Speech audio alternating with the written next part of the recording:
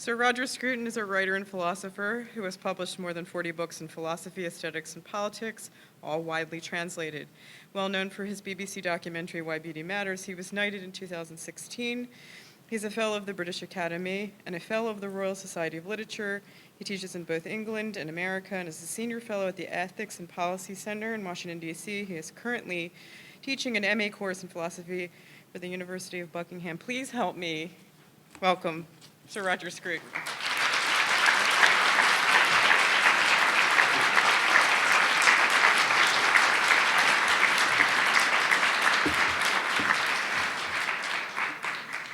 Thank you very much, Kathleen. Thank you for organizing this very impressive event with marvelous speakers with very telling examples that you've already seen. Now, I want to talk not from the Catholic perspective. I am, I suppose, from the religious point of view, an Anglican.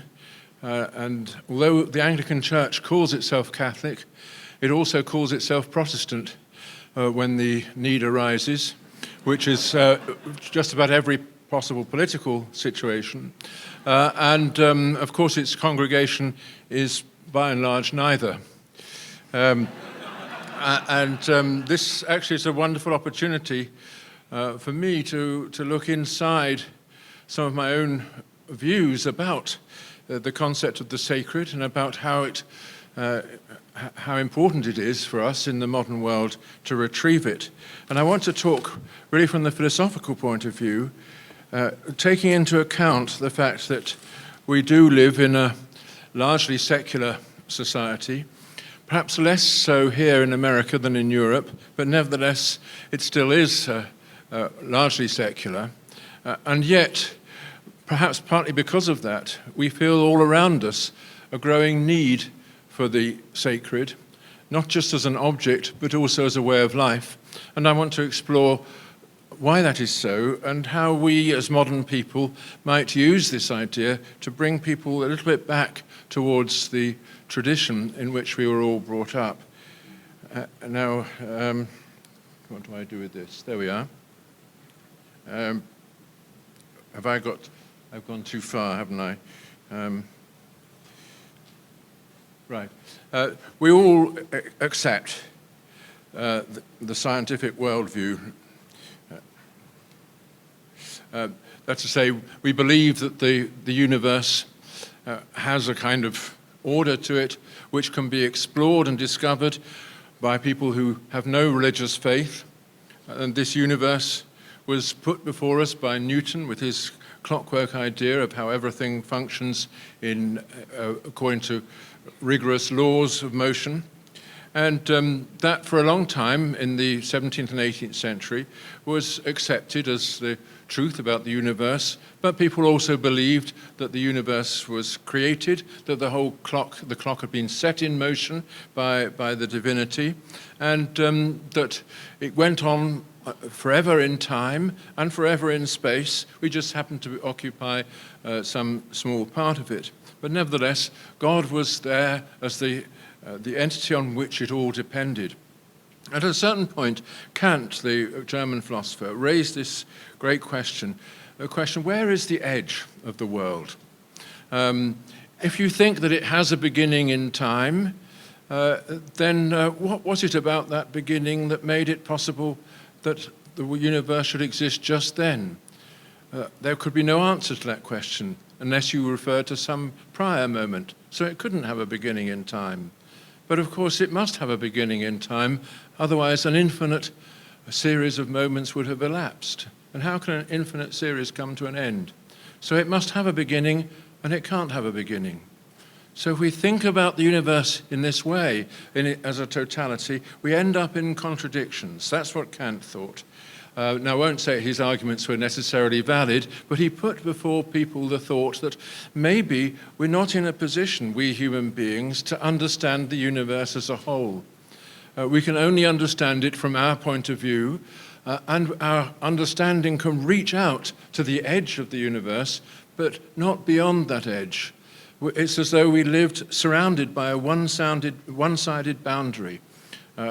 confined in space and time, but not able to get to beyond the beginning in time or the end in time, or likewise get beyond the edge of space. We're contained within an envelope.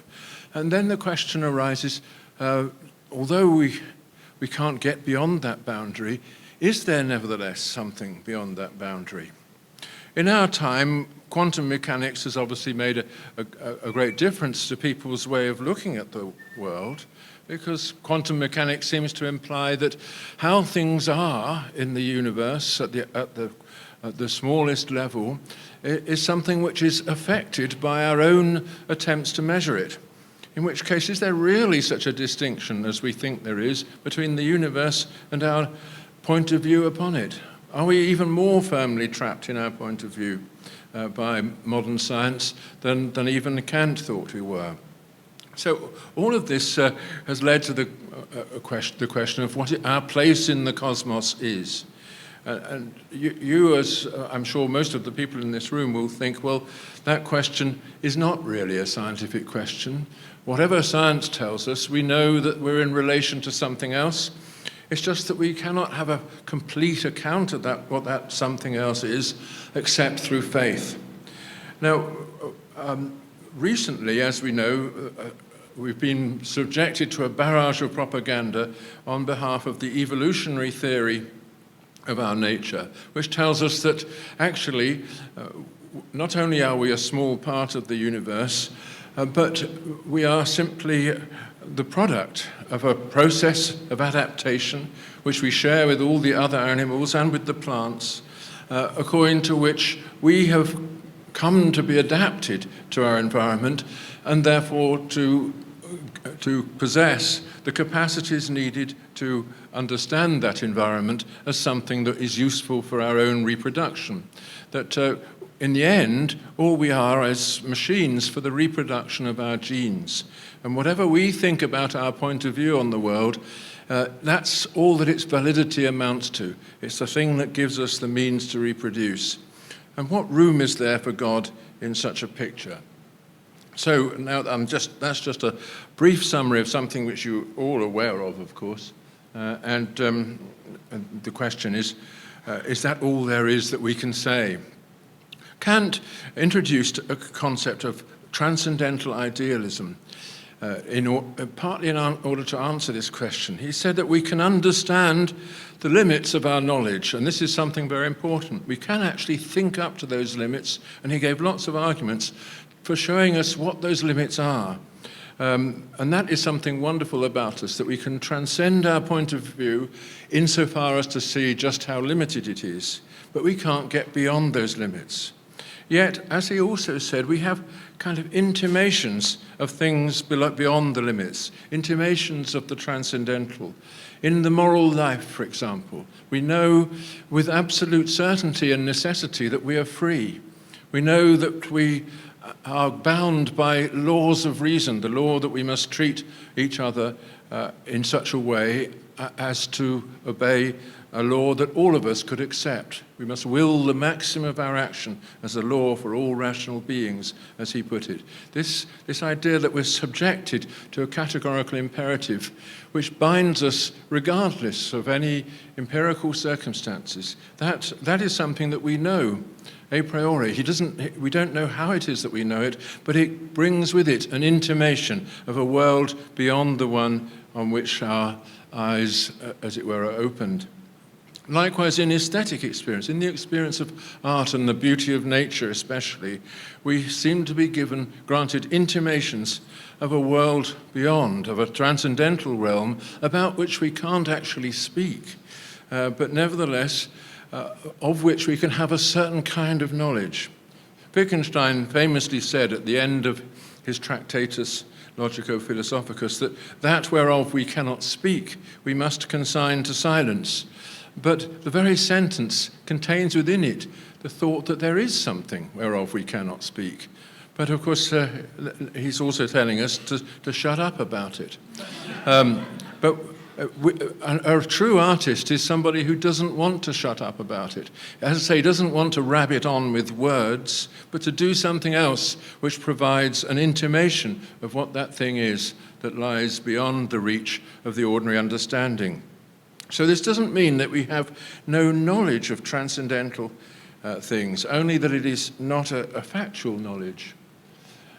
And this brings me to the idea about which I have been asked to talk, which is the idea of the sacred.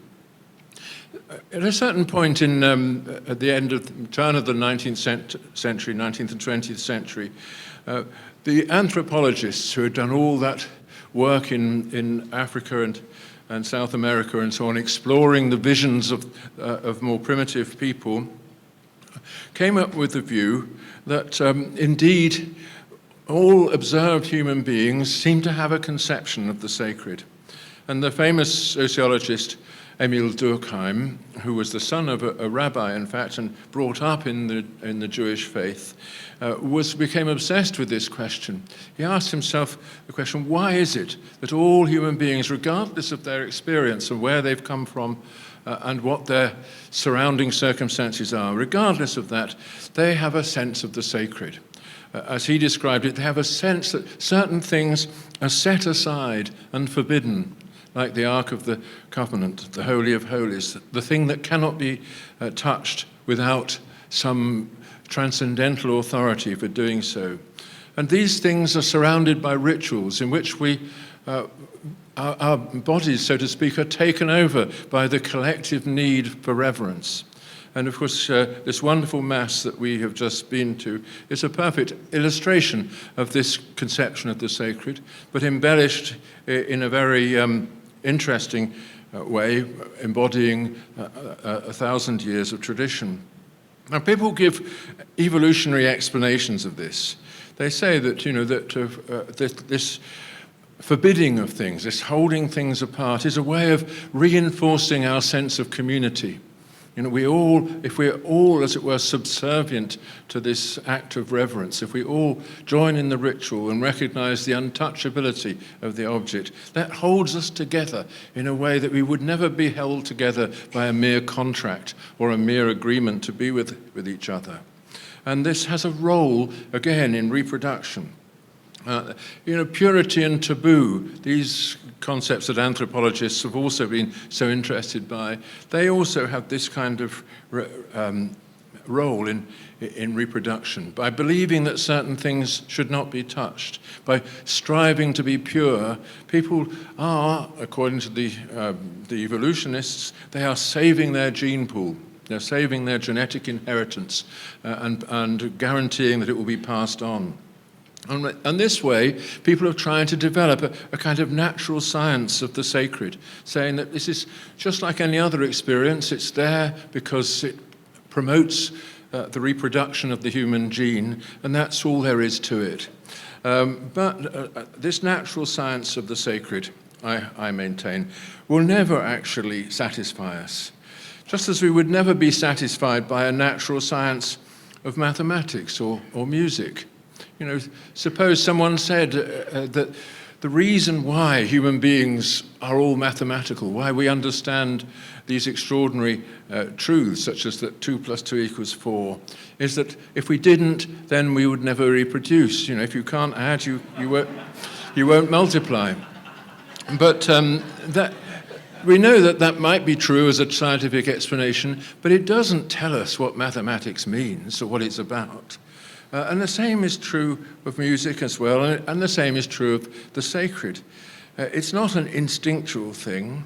It belongs to our way of thinking about each other, to our reasoning and our self-knowledge. And there grows around it a whole system of storytelling and beliefs which gain confirmation in our experience. We know that our sense of the sacred is directed towards the world in some way. It's directed towards that one-sided boundary which we cannot cross by ordinary thinking, but we do seem to be able to cross in moments of inspiration and elevation of the kind that art puts before us. So no such science of the sacred would ever satisfy us. Here is a sacred picture. It is, of course, a Virgin and Child by Bellini. And all of you, I'm sorry that you can't really appreciate great paintings in this format, especially as they're illuminated from the wrong angle and all the rest, but nevertheless, it's familiar to you, this kind of art. Why do we study such a work of art? And how? To modern people, it isn't an object of worship. Even for the pious Catholic, perhaps especially for the pious Catholic, it's not an object of worship. It expresses the sacred without itself being sacred. To worship that painting would be idolatry, wouldn't it? But, of course, to address the Virgin Mother through that painting and by means of it is wholly appropriate. Indeed, that's why the artist painted it. But how do we know that it expresses the sacred? We know that there is a sacred story attached to it, but many of us perhaps have difficulty in believing that story or recognize it as only part of the truth, and anyway are prepared to set the story aside just because of the overwhelming presence in this painting of the object of our reverence. So the artist is wanting us to look beyond what we see and also see that beyond in what is immediately present to us. It's as though the blue of this cloak, which you can only really appreciate, obviously, in the original, that blue is in this world, but not of the world. It's something which, as it were, just the mere colour, so beautifully presented and so beautifully wrapped around the holy figure, that it itself points to, if you like, a transcendental version of itself. And the tenderness of the mother is at the very edge of what a mother can reach. Again, it's pointing beyond that one-sided boundary. But in the same way, by being a painting, it's also telling us we can't pass through that boundary. It's only what is absolutely present to us that gives us this sense that there's something other than the presence. Now, I know this is, I put all that on a slide, but I've said it to you, you don't need that slide. So this is an example of what I would like to call intransitive meaning. I'm using a lot of philosophical terms here, but what I mean is this, that many things have meaning, such as my words now, my gestures now, and that there is something else that they mean. That's what I mean by saying that meaning is transitive. There's something that it's pointing to beyond itself. Meaning is a relation. Sentences in language, they relate to their meaning, which can be expressed in other ways. Gestures, looks, and so on are meaningful because they're related to a meaning. But some things have meaning even though there is nothing else that they clearly mean, nothing that you could put into words, or you could say is the meaning of this thing. The meaning of that Bellini painting is the Bellini painting. The meaning is there, as it were, in the very surface of the painting, like the meaning of a Beethoven quartet, which is there in the music that you hear, but could never be put into words. And many landscapes are like that. Human faces are a little bit like that. These are things with atmosphere, even though the best expression of that atmosphere is the thing itself. But sometimes, nevertheless, it's as though confronted with these things, we are standing at the one-sided boundary, looking out from our limited human perspective towards something which has no limit. I'll give you a famous example. Nobody needs to be reminded of it, of course, that Botticelli's Birth of Venus.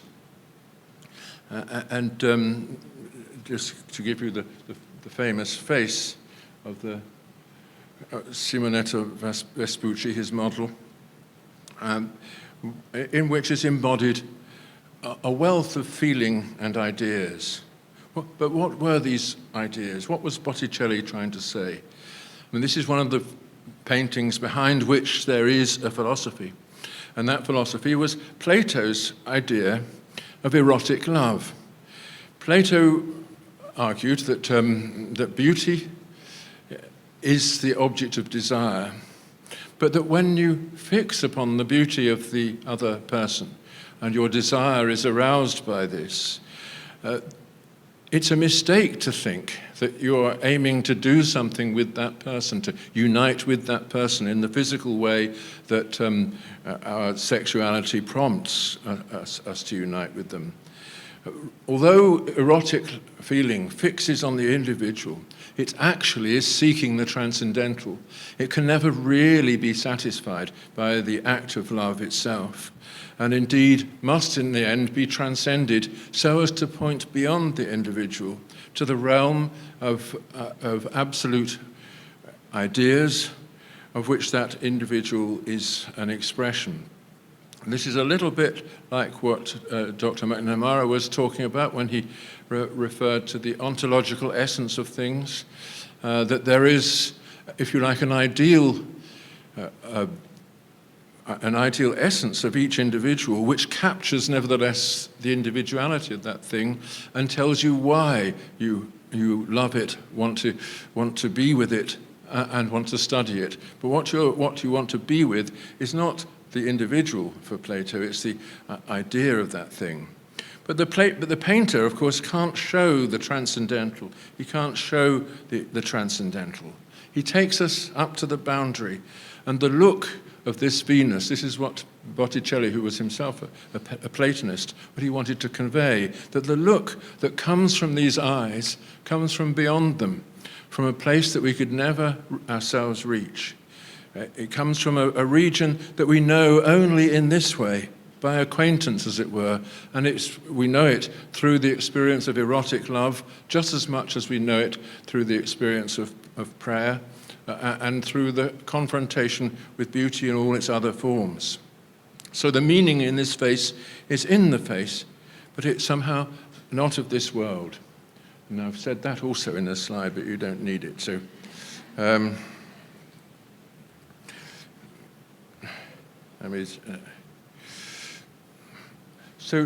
this brings me to the conception of a sacred place. I've just talked about the meaning of the human face and how you can see in the beauty of a human face this sense that there is something beyond it, which is revealed to us in it, even if we can't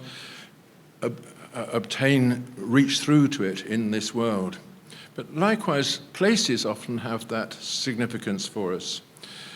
In the story of Moses and the burning bush, you remember this in the Old Testament, Moses has an encounter with something, a strange encounter, and he is, of course, afraid. He doesn't know what it is that is addressing him, and, of course, it is a sense that at this place something is happening which doesn't really have a place in this world. This is one of those points of intersection of the timeless with time that T.S. Eliot refers to. So he has the question, with what am I being presented? What am I encountering here in the burning bush? And he asks God to define himself. Tell me who you are. And God says, well, I am that I am. He doesn't give him any more information except what is contained in the word I. In other words, that here he's encountered just the very same thing that Botticelli was trying to force us to encounter with in the face of his model. That sense of the subjective view of things, which is addressing me through those eyes, but addressing me from a point beyond them, a point that I could never reach. And isn't that what Moses encountered in the burning bush? That he was being addressed from a point beyond this world, which was like the point of view that each of us has, the point of view of the I, that I could never reach through to your I, to the ego with which you address me. To do so, I'd have to be you. So this is a paradigm of an experience that we encounter in many other forms, and we feel as though we're being addressed by the world.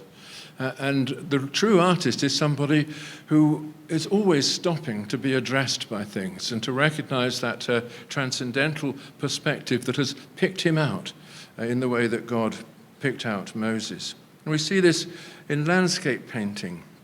And so we find a face in the facts of this world, the transcendental that looks out at me, but which I can never reach. And here is, of course, you can't really appreciate landscape painting from this kind of reproduction. This is by John Crome. Just a little quiet, dusky landscape in the fens in England, in which he tries to show the way in which things glow at you. You have a place in that landscape, and it also has a place in your heart. And this brings me to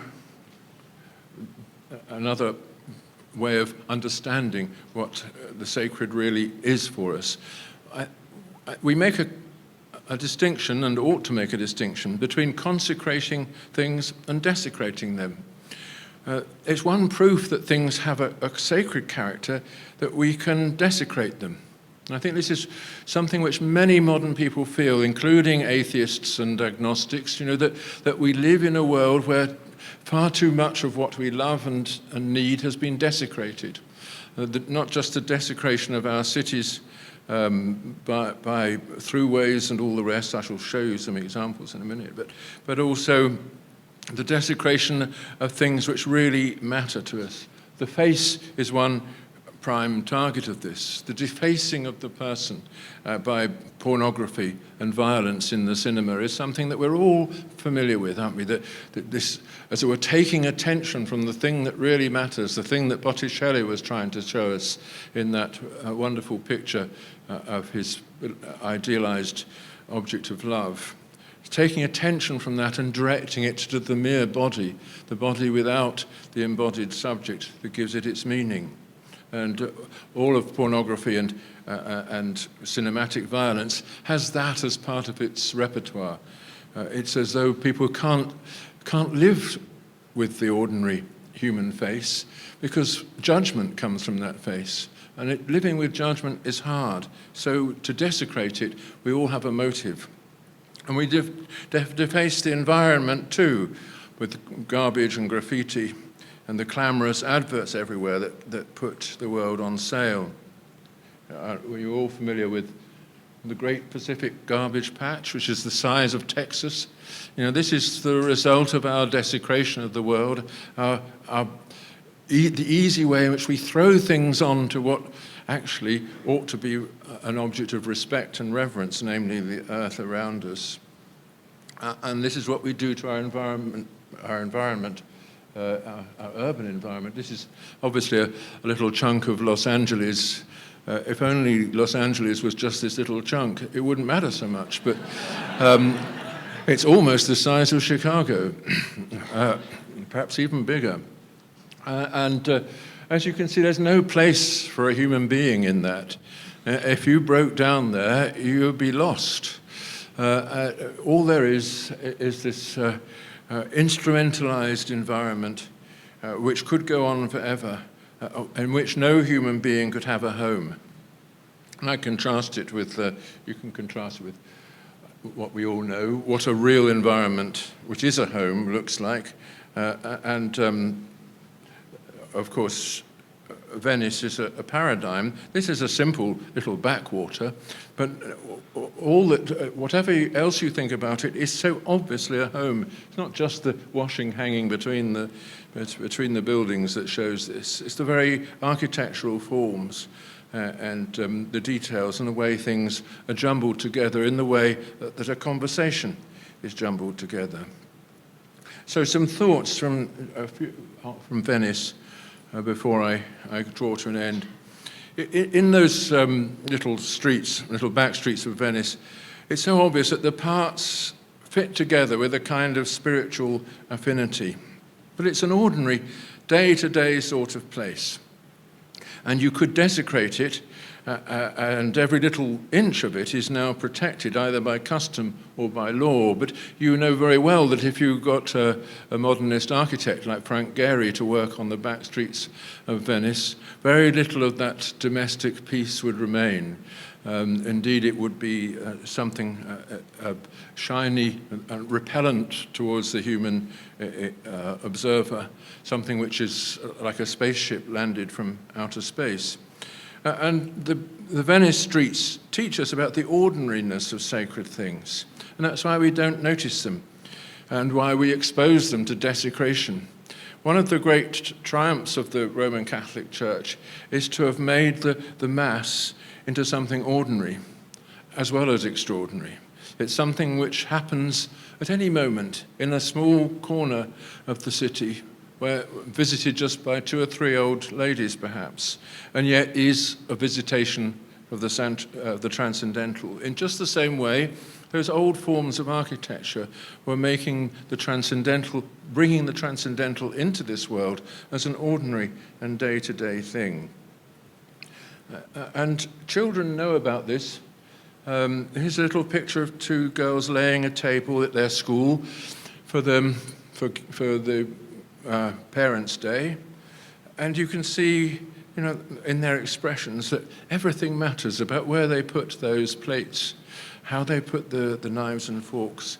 They know they're not doing it for themselves, they're doing it for other people, and they're doing it because these things have a meaning. It's the same kind of transcendental meaning, the meaning of the transcendental in the moment, that art has. Although it's not a work of art, it nevertheless involves getting things right. And this is part of what I call the aesthetics of everyday life. We want to fit things together. And we don't do this for ourselves, we do it for other people.